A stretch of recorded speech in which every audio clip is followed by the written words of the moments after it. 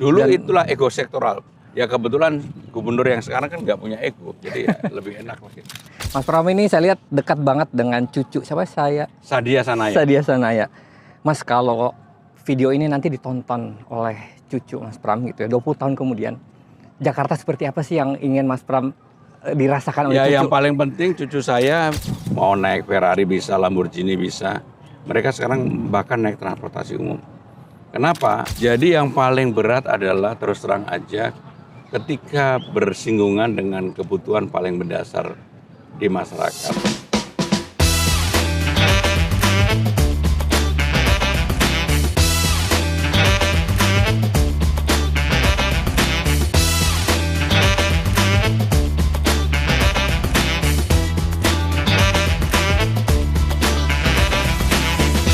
Ruang terbuka yang sangat luas, udara yang sejuk dan tenang, kadang membuat kita lupa bahwa Jakarta memiliki segudang masalah yang harus diselesaikan. Sore ini, saya akan berbincang langsung dengan seseorang yang memikul beban berat untuk menyelesaikan masalah di Jakarta.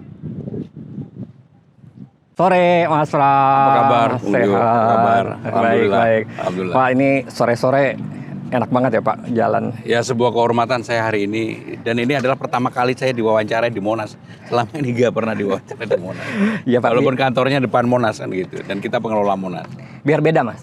Iya. Dan sore-sore ini jalan enak ya Pak, udaranya tenang gitu. Alhamdulillah nggak hujan. Alhamdulillah ya hujan. Mas, ini kalau ngomong soal taman, ruang terbuka, saya kan sempat membaca Mas Pram itu punya target untuk membuka sekitar 300 ruang terbuka hijau. Tantangannya apa sih Mas? Ya tantangan yang paling utama adalah sebenarnya dari diri kita sendiri. Jadi Jakarta itu sekarang ini ruang terbuka hijaunya kurang lebih sekitar 6%. 6%. Dan dari target sebenarnya 10% di era-era zaman gubernur yang sebelumnya. Bahkan target besarnya 30%. Tetapi untuk mencapai di sana harus ada terobosan yang luar biasa. Maka kenapa kemudian yang pertama taman-taman utama saya buka 24 jam. 24 jam. Seperti Lapan Banteng dan yang lain-lain 24 jam. Dan itu ternyata ketika dulu dikritik, sekarang taman itu menjadi ramai banget. Bahkan banyak kelompok komunitas yang saya tidak kenal sebelumnya, akhirnya mereka memanfaatkan Lapan Banteng. Yaitu kelompok berang-berang, kemudian reptil, yang di luar dugaan saya sama sekali. Nah, bagaimana dengan yang 300 taman? Memang itu bukan taman-taman besar, tapi taman kecil. Yang luasnya ada yang 1 hektar, ada yang 5.000, 3.000. Kenapa itu saya lakukan? Untuk membuka ruang terbuka hijau yang makin banyak dan memberikan kesempatan kepada masyarakat, apakah itu individu, perusahaan, yayasan, untuk berperan serta untuk membangun Jakarta. Dan sekarang ini hampir setiap minggu 3 kali saya meresmikan taman-taman yang seperti itu. Itu artinya sambutan masyarakat yang luar biasa. Bahkan kemarin yang terakhir di Tebet, nggak terlalu luas, mungkin hanya 5.000, tetapi bermanfaat besar karena di situ ada tempat untuk main futsal, tempat untuk mengembangkan jamur, tempat untuk sampah. Sehingga dengan demikian proses yang terjadi di masyarakat itu makin beraneka ragam. Sehingga itulah yang membuat saya yakin kalau ini kita jalankan dengan sungguh-sungguh akan membuat Jakarta lebih colorful gitu. Pak, saya pernah baca ya Pak riset, masyarakat yang tinggal di taman yang banyak, itu kualitas sosialnya, interaksinya itu jadi lebih baik dibanding. Bapak percaya itu Pak? Sangat percaya. Kenapa kemudian saya adalah gubernur yang membuka pertama kali taman 24 jam. Karena bagi saya belajar dari pengalaman kota-kota besar dunia, salah satu paling gampang lah New York, London, Berlin, Munich dan sebagainya, tamannya itu pasti buka 24 jam. Dan itu memberikan ruang yang semakin banyak orang untuk berinteraksi di taman. Dan itu juga sekaligus tempat untuk rilis stres, orang bisa jogging, bisa bersilaturahmi, bisa berolahraga, bisa hanya melamun, apapun menjadi pilihan itu. Maka kenapa kemudian ketika saya menjadi gubernur Jakarta, salah satu yang saya utamakan adalah membangun taman-taman. Termasuk saya sedang membangun taman yang kami sebut dengan Taman Bendera Pusaka yang menggabungkan 3 taman di Jakarta. Terkoneksi ya? Terkoneksi, nanti akan punya jogging track kurang lebih 1,2 kilo. Taman itu kurang lebih 6,5 hektar. Dan itu akan menjadi, menurut saya akan menjadi salah satu maskot baru Jakarta terutama di Jakarta Selatan. Mas, kalau lihat sebelum-sebelumnya kan target menambah RTH itu boleh dibilang jadi kayak target politis. Tapi kan kenyataannya itu ternyata sulit sekali ya, Mas ya. Dan menurut saya sangat politis karena tidak didukung oleh peraturan yang ada. Maka kenapa kemudian saya mewajibkan sekarang ini fasum-fasos yang dikelola oleh kontraktor maupun oleh development, mereka harus berkewajiban untuk membangun taman-taman itu. Maka kemudian beberapa mulai diadakan, termasuk di Kelapa Gading yang saya sudah resmikan, kemudian di Jakarta Barat. Memang nggak terlalu gede, kadang-kadang hanya mungkin di bawah 1 hektar. Tapi itu menurut saya memberikan kontribusi yang luar biasa bagi kenyamanan masyarakat di sana, karena mereka sekarang merasa memiliki itu. Bahkan untuk taman yang bersifat pribadi, menjadi nama seseorang, misalnya kamu Dio pengen, nggak apa-apa, punya kontribusi di situ, namanya menjadi Taman Dio. Ini adalah bagian dari kita memberikan apresiasi kepada orang yang berkontribusi, tetapi juga yang paling penting Efeknya banyak. Efeknya banyak banget. Mas, tahun 2017 itu saya baca ada asosiasi AIP ya, saya kurang hafal gitu, menemukan bahwa ada 700 titik Pak bangunan yang sebenarnya melanggar RTH di Jakarta. Itu kan sulit ya Pak, udah jadi gedung. Buat Mas Pram ini ya, langkah terobosan itu tantangan tersendiri. Bukan hanya beberapa gedung yang mereka melanggar atau tidak sesuai dengan ruang terbuka hijau. Salah satu contoh lah yang kemarin kebetulan kebakaran yang di Jalan Ledjen Suprapto. Kebetulan ketika saya datang di sana, saya langsung melihat gedung yang bertingkat 6 ini secara prinsip apa yang dilanggar. Yang dilanggar mereka tidak membuka ruang untuk kalau terjadi sesuatu, kemudian bagaimana evakuasinya. Dan kemudian dari situ kelihatan bahwa gedung ini adalah tumbuh dari bangunan lama sebelumnya.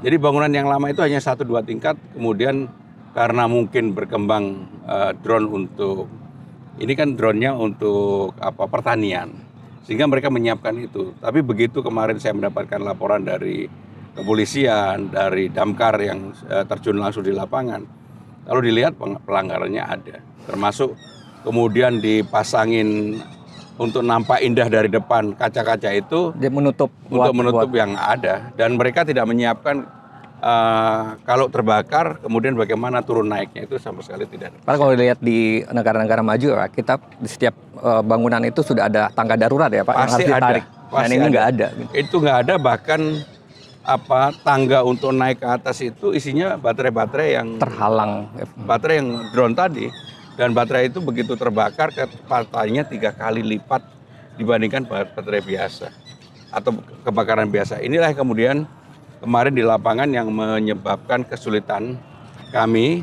Bahkan kami sudah mengerahkan hampir 142 personel damkar di lapangan, lebih dari hampir 40 mobil pemadam kebakaran.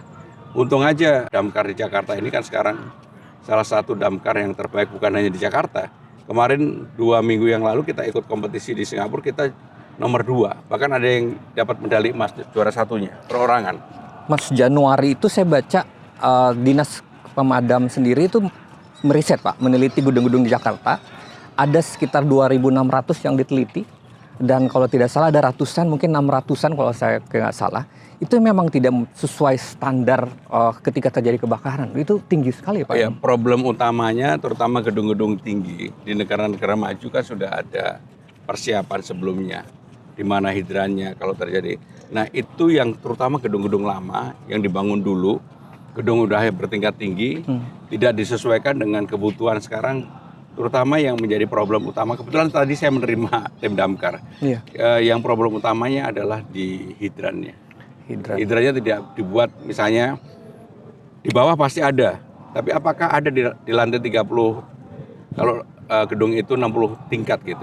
Nah ini yang masih menjadi pertanyaan besar. Harusnya kalau di bawah ada, mungkin di tingkat 10 ada, tingkat 20 ada, sampai dengan tingkat 60 di atas ada hidrannya. Nah itulah yang kemudian kita segera akan bakukan bahwa semuanya harus diatur lebih rigid, lebih rapi, lebih baik. Khusus untuk bangunan-bangunan sini ada target Pak untuk apa namanya? Yang belum ada itu ya kita wajibkan. Iya. Kalau enggak ya ya kita beri sanksi untuk itu. Karena kalau enggak akan Jakarta bisa melakukan perbaikan terhadap hal itu. Hanya memang sekali lagi saya sungguh berharap bahwa Jakarta ini hal yang berkaitan dengan kebakaran, ruang terbuka hijau dan lain-lain mudah-mudahan bisa tertata lebih baik. Mas, kita berdiri di sekarang di Monas. Kalau kita sejenak ke sana Pak, arah sana, mungkin Mas Pram tahu gitu ya. Masih ada perkampungan kumuh yang mereka kadang tidak bisa lihat cahaya, gitu ya. Buat Mas Pram, apa sih konsepnya yang bikin Jakarta ini lebih adil buat semua? Jadi problem utama Jakarta ya sekarang ini dari semua indikator hanya satu yang secara nasional kita harus lakukan perbaikan, yaitu Gini rasio. Perbandingan antara kaya dan miskin. Jadi Jakarta sejak COVID memang Gini rasionya mengalami kenaikan. Dulu Gini rasio 0,39, sekarang 0,41. Ada kenaikan, maka kenapa kemudian kebijakan yang saya ambil untuk mengatasi itu, walaupun ada pemotongan dana bagi hasil, tapi saya tidak potong sama sekali misalnya untuk KJP, KJMU. KJP itu Kartu Jakarta Pintar, Kartu Jakarta Mahasiswa Unggul. Kemudian juga untuk kesehatan masyarakat, dan yang ketiga adalah kepada ASN sendiri. Yang lain boleh dipotong, tetapi ini tiga ini saya tidak perbolehkan untuk dipotong. Karena untuk apa? Satu, untuk menjaga semangat para ASN yang ada di Jakarta. Yang kedua, yang paling penting adalah kemudahan bagi warga yang tidak mampu itu terjamin. Bahkan di dalam KJP, Kartu Jakarta Pintar, atau KJMU, Kartu Jakarta Mahasiswa Unggul, yang dulunya hanya untuk S1, di era saya perbolehkan untuk S2, S3. Dan saya juga mudah-mudahan tahun depan udah bisa memulai dengan 100 orang untuk LPDP yang dikeluarkan oleh pemerintah Jakarta. Karena saya termasuk berkeyakinan untuk memotong garis ketidakberuntungan itu yang paling utama adalah pendidikan. Pak, ini kalau ngobrol sama Gubernur Jakarta rasanya juga kurang Pak kalau kita nggak bahas soal banjir. Ya. Apa nih Pak yang langkah yang mungkin tidak populer tapi harus dilakukan nih Pak untuk mengatasi banjir Jakarta? Yang paling utama ya normalisasi Ciliwung yang dulu terhenti 10 tahun ini saya lanjutkan lagi. Saya bahkan sudah tanda tangan penlocknya. Kita sudah mulai pembebasan lahan. Hanya memang udah ada mulai ribut-ribut dikit di lapangan, tapi saya sudah meminta jangan kemudian kita melakukan penggusuran. Walaupun mungkin nggak ada penggusuran untuk itu. Jadi kemarin di Bantar Kali ya Mas? Ya, ini di Bantar Kali di Ciliwung. Termasuk juga bantar yang di Krukut. Krukut ini yang menyebabkan banjir di Kemang, di Kemcik dan sebagainya. Oh ya, Kemang sekarang parah sekali ya? Ya, kalau itu tidak direlokasi, Krukut lah terutama, pasti Kemang akan seperti ini. Dan saya adalah orang yang tidak mau menyalahkan siapapun dan ini udah given. Maka tanggung jawab seorang gubernur sebagai pemimpin, ya harus ada jalan keluar untuk itu. Dan saya melakukan normalisasi dan itu pasti tidak populer. Karena apa? Menggusur orang, pasti merelokasi. Termasuk kemarin ketika Jakarta kekurangan tempat untuk pemakaman, saya kan memindahkan 133 KK dari Menteng Pulau 2 ke Jagakarsa. Dan untuk orang dipindahkan itu dengan, mohon maaf, mata pencarian sebelumnya kan dia di situ, penjaga makam, ya sebagian juga pemungut, pemulung. Sekarang dipindahkan di Jagakarsa yang fasilitasnya lebih bagus. Maka untuk itu saya menggratiskan selama 6 bulan. Dan yang seperti itulah harus dilakukan sebagai pemimpin di Jakarta. Karena memang kalau untuk middle up di Jakarta itu nggak usah dipikirin, mereka udah pasti survive. Tapi di kalangan menengah ke bawah, seperti pertanyaan Dio tadi, di tempat ini nggak jauh dari sini misalnya, hanya 1,5 kilo ada Kampung Melati, Tanah Abang, dan saya kebetulan dari sana, dan sekarang sungainya sudah saya rapikan. Itulah yang membuat saya berpikir bahwa memang Jakarta yang seperti itu perlu ada keberanian untuk memutuskan. Sampai ada kalimat sindiran ya Mas ya, jangankan hidup di Jakarta, mati aja sulit soal pemakaman. Iya itu, jadi TPU di Jakarta itu ada 80. Dari 80, 69 kalau mau dimakamkan di sana harus tumpang tindih. Bang. Yang dari 11, 9 yang bisa, 2 baru persiapan. Sehingga memang di Jakarta seperti yang Dio sampaikan, untuk meninggal aja nggak gampang. Dan itu memang kenyataan seperti itu. Dan ya sebagai gubernur saya bertanggung jawab untuk itu. Untuk yang punya uang banyak bisa membeli makam yang agak mahal di luar Iya, Jakarta ya, Mas? misalnya Sandiago Hill, macam-macam Iya. nggak bisa di Jakarta. Tetapi kan bagi warga yang tidak Iya. mampu, contoh kayak kebakaran kemarin, yang meninggal kan 22.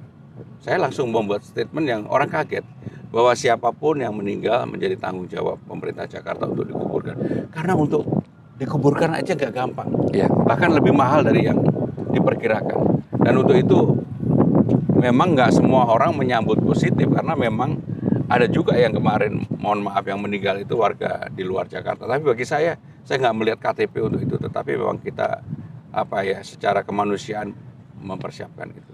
Dan dengan lahan yang sangat terbatas itu, Mas ya, saya beberapa tahun lalu sempat investigasi, itu juga menimbulkan pungli, Mas. Oh iya. Pemakaman. Karena kan sangat terbatas, akhirnya terutama di tempat pemakaman utama, ya. Seperti karet bivak, tanah kusir. Ya, saya nggak tutup mata terhadap itu. Tapi sekarang ini secara pelan-pelan kami tertibkan untuk itu. Sehingga dengan demikian, kenapa untuk hal yang berkaitan dengan pemakaman, kadang-kadang saya telepon sendiri kepada kepala dinas pemakaman, terutama bagi keluarga yang tidak mampu. Mas, kita balik lagi soal banjir, Mas. Kita kemarin begitu prihatin ya, Mas, bencana di Sumatera gitu ya. Kita kemudian bertanya-tanya, ini Jakarta kalau mengalami hal yang sama, mitigasinya apa sih ya, Mas? Jadi banjir di Jakarta ini kan ada 3. Yang pertama adalah banjir karena rob yang kemarin sempat heboh. Karena memang persoalan rob ini adalah persoalan yang perlu penanganan tersendiri. Yang kedua adalah banjir lokal karena curah hujan yang tinggi, salurannya tertutup dan sebagainya. Drainase. Yang ketiga adalah banjir kiriman. Yang problem adalah kalau 3-tiganya terjadi. Dan kemarin 3 hari yang lalu sebenarnya sempat terjadi. Tetapi sekarang kan era teknologi sudah maju. Kami sudah punya data tentang curah hujan ini dari 15 hari yang lalu. Maka saya sudah memerintahkan untuk modifikasi cuaca. Terus terang aja, kalau kemarin tidak kami lakukan modifikasi cuaca, pasti banjir. Yang kedua, persoalan air rob, dan kami sudah tahu akan puncaknya jam 9.30. Maka ada kurang lebih 600 pompa yang portable yang kami siapkan untuk membantu. 600. Dan itulah yang kemudian membuat seakan-akan yang prediksinya akan terjadi banjir besar, nggak terjadi. Sebagian masyarakat kita juga kritis. Nggak ada apa-apa. Coba kalau kemudian kemarin nggak kita modifikasi cuaca, kemudian nggak kita pompa terus, ya pasti banjir. Karena itu memang ya secara secara tipologi kita ini di bawah permukaan air laut sekarang ini. Ya. Untuk sendiri persiapan untuk mitigasi orangnya sendiri dan juga peralatan seperti perahu segala macam itu. Kalau Jakarta terus terang relatif siap ya, karena memang dengan anggaran, dengan infrastruktur, dengan para ahli yang kami miliki, dan juga salah satu kelebihannya untuk penanganan seperti itu betul-betul sudah terbuka. Sehingga dengan demikian saya bisa bertanya langsung kepada Kepala Dinas Sumber Daya Air, misalnya hari ini jam berapa hujan, kamu udah persiapkan belum pompanya? Nah, kalau dulu kan enggak, kalau sekarang secara real kami tahu dan kami pantau itu. Dan itulah yang menyebabkan kemudian kenapa ketika terjadi banjir bersamaan antara Tangerang, Jakarta, Bekasi, mohon maaf yang kiri kanan kami belum surut, Jakarta udah surut. Karena infrastrukturnya memang lebih baik. Dan pompanya ada, orangnya ada, dan persiapannya juga lebih panjang. Yaitu apapun kan ini ibu kota negara, jadi pengalamannya panjang sekali. Mas, ini pertanyaan klasik yang selalu ditanyakan ke siapapun gubernurnya soal kemacetan. Kalau kemarin saya sempat baca, kerugiannya sampai 100 triliun, Pak. Ya. Langkah apa nih yang konkret yang kira-kira yang akan Mas Pram lakukan? Jadi problem utama kemacetan di Jakarta penduduknya 11 juta. Jadi bukan 42 juta seperti PBB yang dirilis. Actualnya 11 juta. Tetapi setiap hari kurang lebih ada 3,5 sampai 4 juta orang masuk ke Jakarta, ada 3,5 sampai 4 juta orang kembali ke kediamannya masing-masing. Disinilah yang kemudian terjadi kemacetan. Maka kenapa secara konkret saya membuka yang disebut dengan Trans Jabodetabek. Yang dulu nggak pernah ada, sekarang udah ada 14 rute. Ya, seperti yang Bogor ke Blok M itu Bogor ramai Blok terus ya, M Mas? ya, kemudian PIK 2 Blok M, Alam Sutra Blok M, kemudian juga dari Bekasi ke Cawang, Bekasi ke Duku Atas. Kenapa itu dilakukan? Nggak bisa nggak membuat orang yang memang bergerak tadi, yang 3,5 juta sampai 4 juta tadi, pelan-pelan mulai terbiasa menggunakan kendaraan umum. Termasuk kemudian setiap hari Rebu seperti pada hari ini, saya mewajibkan semua ASN naik kendaraan umum. Dan hari ini saya ke beberapa tempat juga naik kendaraan umum. Jadi konsekuensi dari sebuah keputusan itu yang kadang-kala nggak dijalankan. Dan itu apa yang secara konkret bisa dirasakan, misalnya dari survei TomTom Survei maupun Times Out, yang sekarang menempatkan Jakarta tidak lagi menjadi kota paling macet. Ya. Di Indonesia Jakarta nomor 5. Dan di dunia yang dulunya selalu top 10 atau 20 besar dunia, survei terakhir boleh dibaca, Dio, kita nomor 90. Jadi artinya terus membaik. Kalau memang ditangani secara sungguh-sungguh dan secara konsisten, menurut saya ya sekarang ini contohnya aja. Tapi pertanyaan, apakah Jakarta tidak macet? Masih ada kemacetan. Contohnya seperti kemacetan yang terjadi kemarin di TB Simatupang. Oh iya. Itu karena ada pengerjaan dan itu membuat saya terus terang juga kecewa banget. Kerjaan yang tidak disinkronasikan. Jadi antara misalnya sumber daya air, urusan limbah, urusan bina marga, urusan pemerintah pusat, proyek strategis nasional. Nah yang seperti ini sekarang saya bilang nggak bisa lagi. Harus diatur secara bersamaan. Selalu masing-masing, Mas. Dulu itulah ego sektoral. Ya kebetulan gubernur yang sekarang kan nggak punya ego, jadi ya lebih enak lagi. Apa itu karena proyek kali, Mas ya? Masing-masing biar proyeknya. Ya mungkin. Tetapi saya sekarang udah tertibkan dan kenyataannya TBC Matupang yang dulu dipikir nggak bisa ditertibkan, bisa tertib. Termasuk persoalan kecil misalnya, yang sudah lebih dari 20 tahun. Yang di Cikini, orang kalau mau naik kereta di Cikini kan harus melompat pagar. Padahal persoalannya simpel, gimana pagarnya dipotong? Dulu kan nggak ada yang mau motong, karena egonya pemerintah DKI Jakarta juga egonya KAI. Ya, kalau saya kan nggak, saya datangin KAI, kenapa sih kok nggak bisa? Dan akhirnya, bentar lagi yang di Palmerah juga akan kita buka. Dan ternyata simpel ya, Mas. Banyak masalah yang sebenarnya kalau kita mau sebenarnya bisa ya sebagai pemimpin ya, Mas. Bisa. Yang paling rumit contohnya lah monorail. Sudah 21 tahun. Nanti Januari saya bongkar semua. Oh, yang Kuningan ya? Kuningan. Kenapa bisa dibongkar? Ya karena saya mengerjakan itu secara sungguh-sungguh bahwa kenapa sih nggak bisa dibongkar gitu. Ternyata setelah persoalan hukumnya saya pelajari dan sebagainya, ada jalan keluar dan saya putuskan. Saya udah termasuk memberikan warning kepada kontraktornya dan udah lewat. Kalau nggak bisa 1 bulan saya yang bongkar sendiri. Ya. Kalau saya bongkar sendiri, saya taruh di mana aja, kamu yang ambil silahkan gitu. Mas, saya itu ya pengguna transportasi publik, Mas, dan menurut saya sih memang faktanya makin nyaman gitu. Dan saya percaya bahwa transportasi publik yang apalagi massal gitu kayak kereta itu juga membangun peradaban, Mas. Iya. Karena orang antri tadinya makan di kereta, sekarang bahkan bicara pun sekarang udah mulai pelan-pelan. Jadi ada perubahan ya, Mas. Yang paling utama sebenarnya kalau mau lihat di Transjakarta maupun di MRT. Ya kalau di MRT udah drastis banget lah. Orang ngantri bahkan panjang-panjang sampai kehujanan pun mau. Iya. Dulu nggak mungkin itu terjadi.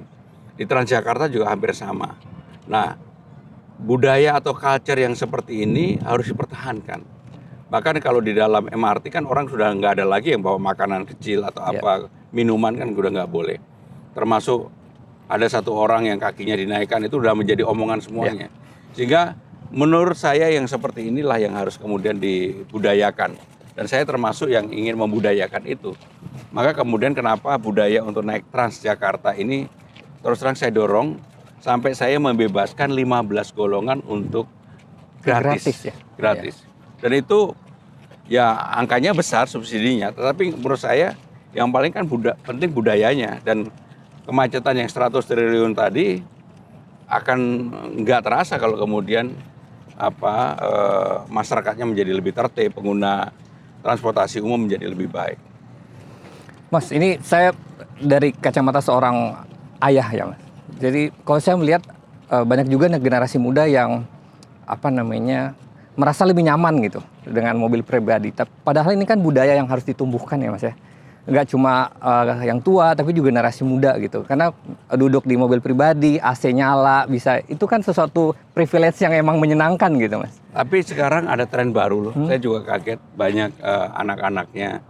Kebetulan dari teman-teman saya, dari keluarga yang sangat mampu, mau naik Ferrari bisa, Lamborghini bisa. Mereka sekarang bahkan naik transportasi umum. Kenapa? Mereka melihat bahwa transportasi umum Jakarta sudah bersih. Jadi kata kunci utamanya sudah bersih, membuat mereka nyaman, Dan aman. aman, dan lebih cepat. Tadi saya kebetulan pagi acara di 2 tempat. Satu di Kempinski, satu lagi di Hotel Mulia. Dan dua-duanya saya nggak ada yang terlambat. Jadi memang kalau kita disiplin, kita mau dan sebagainya. Dan saya menikmati. Terus terang aja, hari yang paling saya tunggu adalah hari Rabu. Oh, karena Karena menikmati. transportasi. Karena disitulah saya bisa mendapatkan banyak masukan, saran, pendapat, kritik. Dan saya pasti dengerin untuk itu. Dan saya berapa tahun lalu itu saya merasa kayak di luar negeri orang dengan laptop bisa kerja dari KRL, MRT. Sekarang sudah kejadian ya, Mas? Kejadian bahkan di Transjakarta pun sekarang selalu ada di bis itu ada ruang untuk perempuan sendiri, Ya, dibedakan. yang lansia. Bahkan saya kadang-kadang sambil bercanda, saya udah bisa duduk lansia loh, umur saya udah 62. Karena batas lansianya kan 60. Tapi beberapa nyeletuk kan, Bapak masih sehat banget ya, tapi kadang-kadang kan ya pengen menggoda aja kan gitu. Berarti udah bisa gratis naik ini ya, Mas Pram ya? Udah. Menarik. Mas, ini kan Jakarta ini tantangannya banyak sekali, Mas. PR-nya banyak sekali gitu. Tapi beberapa waktu lalu Mas Pram bilang, saya cuma mau 1 periode. Mana cukup, Mas? Inilah pokoknya saya karena nggak punya beban. Dan saya kan selalu bilang bahwa saya akan melanjutkan hal-hal yang baik dari gubernur sebelumnya. Dari Bang Yos yang urusan monorail, alhamdulillah saya selesaikan. Dari Mas Anies, JIS. Dia udah mulai ini lagi. Dan JIS pasti akan selesai, karena JIS KRL akan sampai, LRT sampai di situ juga. Maka saya yakin, dan sekarang kan sudah saya hubungkan antara Ancol sama JIS. Kemudian Ahok, Sumber Waras, Kalijodo, sekarang udah selesai lagi. Jadi saya ini memang dari dulu nggak pernah berambisi untuk hal yang di luar, termasuk untuk jadi gubernur Jakarta kan semuanya juga tahu saya nggak mau. Tapi kadang-kadang saya juga nggak yakin ternyata saya punya garis tangan jadi gubernur Jakarta. Mas Pram, tapi apa sih untuk biar ini berkelanjutan, fondasi apa yang menurut Mas Pram ini harus Gini, salah satu problem bangsa ini adalah egonya. Ego pemimpin itu selalu pengen dipotret dirinya yang paling unggul dari yang lain. Nah, kebetulan saya enggak gitu. Maka saya tidak ada yang kemudian saya deny. Bahkan dengan Bang Yos pun saya sampai bilang, abang apa yang mau ditinggalkan buat Jakarta? Beliau salah satunya adalah Lembaga Adat Betawi. Dan sekarang sebentar lagi akan kita tanda tangani. Dan salah satunya adalah air mancur yang menari-nari. Nah, yang seperti itulah yang saya lakukan karena mungkin saya lama di pemerintah pusat sehingga saya melihat persoalan kan pasti lebih luas. Selama 25 tahun kan saya di pemerintah pusat, sehingga dengan demikian dalam mengambil keputusan yang ada di balai kota pun relatif sekarang lebih cepat. Bahkan ketika dana bagi hasil dipotong 15 triliun, saya bilang kualitas pembangunan kita di Jakarta nggak boleh turun sedikit pun. Dan saya berjanji untuk itu. Apakah Mas udah capek 30 tahun terus-menerus nggak putus di pemerintahan gitu? Ya. Sehingga saya sudah sampai sini, gimana? Tapi yang paling penting gini lah, saya pengen banget bisa meninggalkan legacy secara keseluruhan ya. Bukan sesuatu yang fenomenal, bukan. Tetapi secara keseluruhan mudah-mudahan warga Jakarta menjadi lebih aman, lebih nyaman. Kemudian pendidikannya juga lebih baik. Transportasinya lebih gampang. Maka kenapa kemudian praktis saya sangat bisa bekerja sama dengan pemerintah pusat. Bahkan lebih baik kerjasamanya daripada yang separtai. Jadi saya melihat dalam persoalan ini memang apapun tergantung tujuan kita. Kalau tujuannya untuk kepentingan publik secara besar, saya yakin semua orang pasti mensupport untuk itu. Kecuali kalau untuk kepentingan pribadi. Untuk kepentingan pribadi saya nggak ada lagi. Mas Pram ini saya lihat dekat banget dengan cucu siapa saya? Sadia Sanaya. Sadia Sanaya. Mas, kalau video ini nanti ditonton oleh cucu Mas Pram gitu ya, 20 tahun kemudian, Jakarta seperti apa sih yang ingin Mas Pram dirasakan oleh Ya, cucu? yang paling penting cucu saya akan mengatakan, Dad, Jidi kan manggil saya Jidi. Jadi terima grand, kasih. Jakarta sudah menjadi lebih aman, nyaman, dan tidak menakutkan. Karena bayangan orang tentang Jakarta ini kan menakutkan. Karena memang kompetisinya keras banget. Maka begitu saya menjadi gubernur, statement saya ketika menyambut Idul Fitri, saya bilang di era saya nggak ada operasi justisia. Siapa saja yang mau cari kerja di Jakarta selamat datang. Karena Jakarta terbuka bagi siapa saja. Jadi dengan cara berpikir itulah saya yakin pasti cucu saya juga setuju sama saya. Dan Mas Pram ingin cucunya tinggal di Jakarta terus? Ya sekarang cucunya ada di Kediri. Tapi ya, untuk begitu saya sih mempersilahkan. Ya. Itu Mas, pilihan mereka. Ini terakhir dari saya. Apa sih Mas selama sekarang kalau nggak salah 8-9 bulan ya jadi gubernur? Iya. Apa yang paling berat yang pernah atau akan Mas Pram ambil keputusan apa? Jadi yang paling berat adalah terus terang aja ketika bersinggungan dengan kebutuhan paling mendasar di masyarakat. Ketika saya di Tanah Tinggi, ada satu rumahnya 3x4. Yang tinggal di situ 16 orang. Sehingga setiap hari itu 3 shift untuk tidur saja. Dan tempat mandinya juga mohon maaf nggak ada. Itulah yang kemudian menjadi pikiran saya terus-menerus. Salah satu yang memicu saya untuk bisa mengambil kebijakan yang betul-betul lebih mengutamakan keluarga yang tidak mampu. Maka kenapa urusan misalnya lah Kampung Bayam, kemudian Tanah Merah, Tanah Tinggi yang dulu selalu jadi problem. Alhamdulillah saya bisa menyelesaikan tanpa ada gejolak yang signifikan. Kenapa itu saya lakukan? Karena saya menyelesaikannya dengan hati.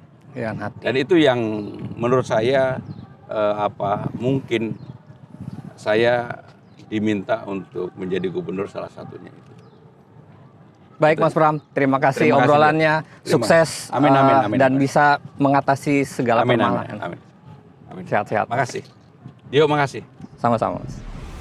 Monas, ikon yang menjadi saksi perjalanan Jakarta. Juga tentang sisi lain seorang pemimpin yang menanggung beban berat kota Jakarta. Tentang harapan dan juga keberanian untuk membuat kota ini menjadi lebih baik. Saya Andi Muhyiddin, terima kasih sudah bersama Unlock Republika. Sampai jumpa di episode berikutnya.